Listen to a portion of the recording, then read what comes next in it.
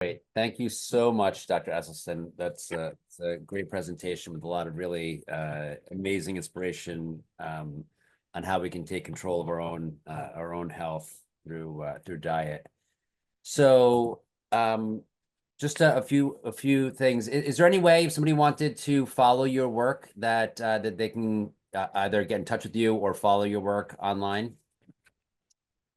Yeah, it should be my website, dresselstyn.com. Okay. And where would they be able to buy your book? I was, yeah, I would think it would be over the internet. All right. Yeah, I mean, I know I'm doing that for the audience sake, but I've bought it through Amazon myself, as well as your cookbook, which is a great cookbook. So even my daughter, who's a teenager, enjoys the recipes. So we're gonna hop right into Q&A. So there, we've had a lot of different speakers on the conference, and I'm sure you're familiar with the idea that there's so many varying opinions. And a lot of speakers, so people who are whole food plant-based like to think of themselves as heart attack proof. And a lot of the speakers are saying, no, that's not the case. And even when and some of the speakers would even say that when they follow your protocol, they don't think that you would necessarily be heart attack proof. Why do you think that is, and what was your response to that? Well, I don't know if they've done a study. I have to be guided by the results of our study. And it just seems that when patients do this right now, in fairness to those who are skeptical, nothing would be 100%. So if you were to ask me if over the last 40 years, as far as we know, has there ever been somebody who absolutely followed our program and still had some disease recurrence? And I would say, yes, there are two. Okay. Over 40 years. Yeah.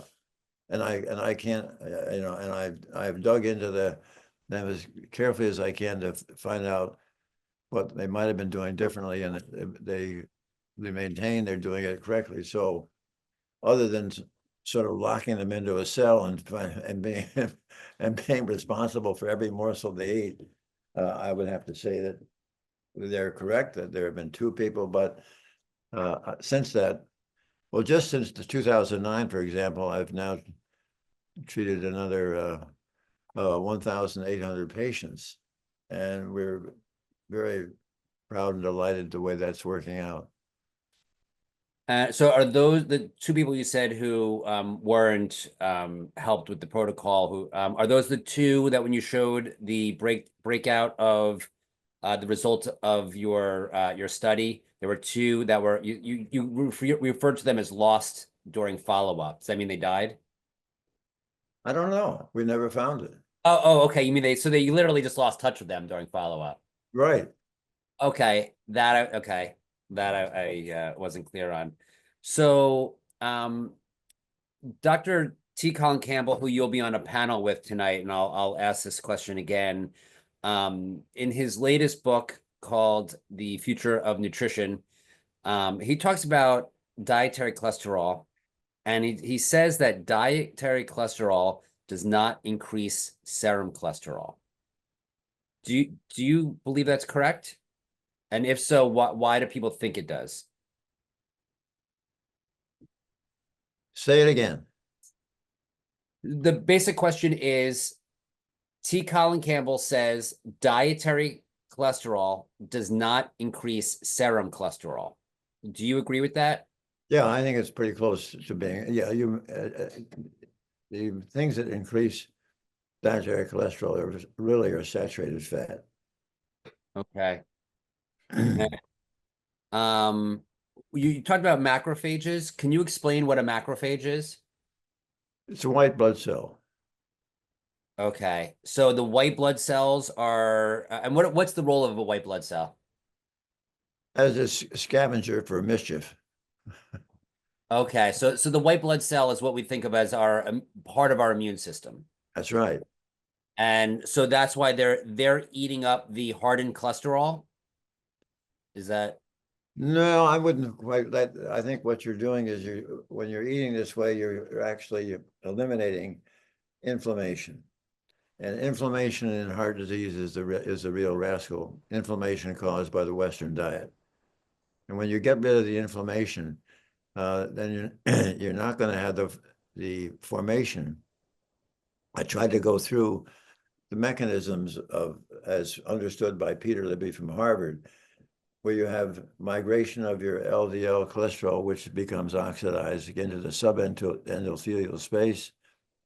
And it's the subendothelial space that doesn't like that and initiates the acquisition of the SWAT team, the macrophage, which will come into the subendothelial space and begin to gobble up those small, hard, dense LDL particles. And there's your kind of your formation of your blockage and your plaque. But those metalloproteinases that are also made by the foam cell, stromelicin, elastase, collagenase, myeloperoxidase, they gradually erode, and this is the key, they erode the cap over the plaque. And once you have the cap thinned out so much that the sheer force of blood racing over the cap tears it, now you have that seminal moment where you've absolutely ruptured the cap over your plaque and you have the extravasation or the oozing out of, if you will, of plaque content into the flowing blood. And that activates our platelets and our clotting factors.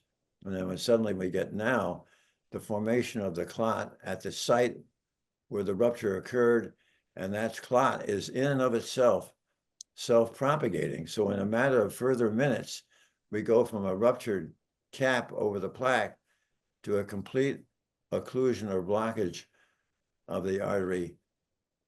And that means that all the downstream heart muscle is now suddenly deprived of oxygen and nutrients. And that explains about 90% of your heart attacks. So it's really kind of fun if you can get a patient. I must say, when I counsel patients,